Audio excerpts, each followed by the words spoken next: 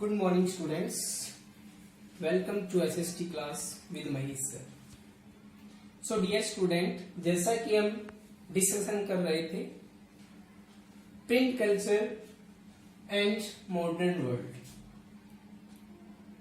तो इसमें हमने तकरीबन 3 टॉपिक्स रीड कर चुके हैं. अगला जो टॉपिक है that is the print culture and the French revolution. कहने का मतलब है फ्रेंच रेवोल्यूशन पर प्रिंट कल्चर का क्या प्रभाव पड़ा, किस तरह से प्रिंट कल्चर ने फ्रेंच रेवोल्यूशन को अकर्ड होने में एक इंपॉर्टेंट रोल प्ले किया. इससे पहले मैं कुछ और बताना चाहूंगा कि तकरीबन 17th और 18th सेंचुरी के अंदर लोगों के अंदर एक रीडिंग मेनिया आया, एक दीवानगीपन आया, पागलपन आया पढ़ने के लिए. कारण था मार्केट के अंदर एक सुफिशियंट अमाउंट में, चिप रेट में बुक्स का अवेलेबल होना, जिसके लिए बुक सेलर्स ने पेडलर्स अपॉइंट किए, चैपमैन्स अपॉइंट किए, और वो जो बुक्स थी वो चैप बुक के नाम से भी जानी गई थी. In that region print culture के फ्रेंच रेवोल्यूशन को ऑकर्ड करने में प्रिंट कल्चर का एक अहम रोल है. मैंने आपको इससे लास्ट जो वीडियो थी उसमें भी बताया था कि कुछ ऐसे फेमस राइटर्स हुए हैं जिन्होंने अपनी लिटरेचर के जरिए लोगों के अंदर एक अवेयरनेस फैलाई थी, जिसमें हमने वोल्टियर, रॉस्क्यू, मॉन्टेस्क्यू इन सब के बारे में बताया था. इसके अलावा किंग मार्टिन लूथर का भी डिस्कशन किया था. तो यहाँ पर जो हम टॉपिक स्टार्ट करने वाले हैं print culture and the French revolution, और इसका जो फर्स्ट पॉइंट है वो स्टेटेड करता है the print the popularized ideas of the enlightenment thinker. उस टाइम के जो इनलाइटमेंट थिंकर्स थे उनके आइडियाज को पॉपुलराइज्ड किया, किसने? प्रिंट कल्चर ने किया था. And collectively the provide a critical commentary और ट्रेडिशन, सुपरस्टिशन एंड डेस्पोटिज्म. इसके अलावा जो उनकी लिटरेचर थी, उनकी बुक्स थी, उन्होंने क्रिटिसाइज किया है. क्रिटिसाइज किसको किया है? ट्रेडिशन को, जो परंपरा चली आ रही थी उसको क्रिटिसाइज किया है. इसके अलावा जो अंधविश्वास था उसको क्रिटिसाइज किया है. डेस्पोटिज्म यानी राजतंत्र को, जिसमें एक ही पर्सन रूल करता है, इन सबको क्रिटिसाइज किया. किसके थ्रू? इन फेमस राइटर्स के थ्रू, जिससे कि लोगों की जो थिंकिंग पावर थी वो चेंज हुई. उन्होंने एग्जिस्टिंग सिस्टम पर क्वेश्चन रेज करना शुरू किया था. सेकंड पॉइंट की अगर बात करें, प्रिंट कल्चर ने एक नया ही created a new culture of dialogue and debates. एक नया ही कल्चर स्टार्ट कर दिया प्रिंट कल्चर ने. कैसे कर दिया? जिसमें डायलॉग का और डिबेट्स का. लोगों ने जैसे जैसे बुक्स को रीड किया, जो भी फेमस इनलाइटमेंट थिंकर्स थे, उनको पढ़ने के बाद उन्होंने उन्हीं के ही व्याप पर डायलॉग करना शुरू कर दिया, कटाक्ष करना शुरू कर दिया, और उसी पर डिबेट और डिस्कशन होना शुरू हो गया. कहने का मतलब एक नया कल्चर शुरू हो गया जो अब तक साइलेंट में था, जिसमें लोगों को पता ही नहीं चलता था कि सोसाइटी के अंदर क्या चल रहा है. All values, forms and institutions were री-इवैल्यूएटेड.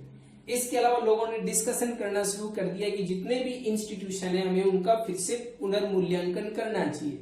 उसके बारे में हमें फिर से सोचना चाहिए कि पावर जो है, या फिर चर्च पावर जो है, या सोसाइटी का जो कंपोजिशन है वो एक जैसा क्यों है, पावर सिर्फ कुछ लोगों के पास में क्यों है. इन दैट रीजन यहाँ पर रीइवैल्यूएट करने के लिए डिस्कस किया गया. अगले पॉइंट की अगर बात करें तो 1780s there was an outpouring of literature. 1780s का जो टाइम पीरियड है उसमें जो लिटरेचर था वो आउटपोरिंग होता हुआ चला गया. लोगों ने अपनी डेली बेस की जो डिस्कशन है, गॉसिपिंग है, या फिर ऑफिशियल डिस्कशन जो थी उसको भी प्रिंट करना शुरू कर दिया, लिखना शुरू कर दिया. जो आपके यूरोपियन जो ऑफिसर्स थे उन्होंने अपने डेली बेस की जो बातें थी उनको भी एज ए ट्रैक के व्याप पर लिखना शुरू किया. और इसके बाद में जो अथॉरिटी थी उन्होंने इनको क्रिटिसाइज किया और स्टॉप भी कराया, क्योंकि इससे क्या है कि जो सिस्टम था, सिस्टम की बातें लीक होने के चांसेस ज्यादा थे, जिससे पीपल्स को अवेयरनेस इंक्रीज होती. इन दैट रीजन इन सभी डिस्कशन को रोक दिया गया, और इसके कारण वो जो लिटरेचर था वो आउटपोरिंग लिटरेचर कहलाया. नेक्स्ट, जिसमें उन्होंने क्रिटिसाइज किया मोरालिटी को, रॉयल्टी को, इसके अलावा उन्होंने क्वेश्चन भी रेज कर दिया एग्जिस्टिंग सोशल ऑर्डर पर, जो हमने रीड किया था 9th क्लास के अंदर कि भाई सोसाइटी जो थी वो 3 स्टेज में डिवाइडेड थी। कहने का मतलब 3 सोसाइटीज में डिवाइडेड, जिसमें फर्स्ट, सेकंड और थर्ड। फर्स्ट में जो क्लर्जीज थी, सेकंड के अंदर अगर बात करें तो चर्च पावर थी, और थर्ड की बात करें तो पीजेंट्स या फिर कॉमन पीपल्स आते हैं। इसमें भी उन्होंने क्वेश्चन रेज करना शुरू कर दिया, क्योंकि उसमें फर्स्ट जो 2 सेक्शंस थे वो टैक्स फ्री थे।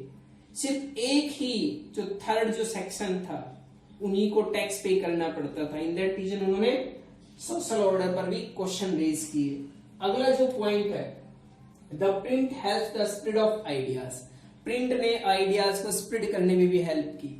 जो अब तक सिर्फ सिटीज में आइडियाज रहे वो अब रिमोट एरियाज में भी जाने लगे, और रिमोट एरियाज के आइडियाज सिटीज तक भी आने शुरू हो गए।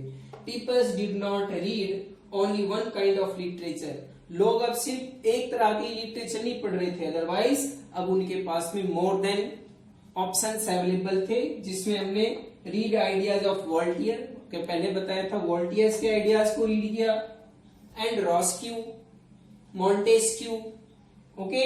और इसके अलावा हमने किंग मार्टिन लूथर को भी बताया था। They were also expose the monarchy and church power. और इसके साथ साथ उन्होंने एग्जिस्टिंग सिस्टम को तो एक्सपोज किया ही, मोनार्क और चर्च पावर को भी एक्सपोज किया कि किस तरह से कॉमन पीपल्स के साथ में एक्सप्लोटेशन करते हैं, डिस्क्रिमिनेशन करते हैं, जिससे कि लोगों की जो थिंकिंग पावर थी वो बढ़नी शुरू हो गई, और उन्होंने एग्जिस्टिंग सिस्टम पर क्वेश्चन रेज करना शुरू किया। लास्ट पॉइंट जो यहाँ पर गिवन है, print did not directly shape their mind but it did open up to the possibilities of thinking differently. ऐसा भी नहीं था कि आइडियाज में लोगों के माइंड को डायरेक्टली ओपन किया। लोगों की सोचने की सबकी अलग अलग क्षमता होती है, कुछ सभी ने उसको अलग अलग तरीके से लिया, कुछ ने उसको पॉजिटिव लिया तो कुछ ने उसको नेगेटिविटी में लिया। कहने का मतलब है कुछ पुरानी ट्रेडिशन परंपरा को छोड़ना चाहते थे और कुछ पुरानी परंपरा को बना के रखना चाहते थे। इन दैट रीजन हम कह सकते हैं कि फ्रेंच रेवोल्यूशन को अकर्ड होने में प्रिंट कल्चर का एक बहुत ही इंपॉर्टेंट रोल है, क्योंकि लोगों ने काफी सारे जो उस टाइम के इनलाइटमेंट थिंकर्स थे उनके आइडियाज को रीड किया, और रीड करने के बाद उनके अंदर एग्जिस्टिंग सिस्टम के अगेंस्ट में रिवॉल्यूशनरी फीलिंग्स आई, जिसके बिहाफ पर फ्रेंच रेवोल्यूशन अकर्ड हुआ। तो आई थिंक स्टूडेंट आपको समझ में आया होगा कि किस तरह से प्रिंट कल्चर का फ्रेंच रेवोल्यूशन से लिंक है, कि फ्रेंच रेवोल्यूशन अकर्ड होने में प्रिंट कल्चर ने एक बहुत ही इंपॉर्टेंट रोल प्ले किया है।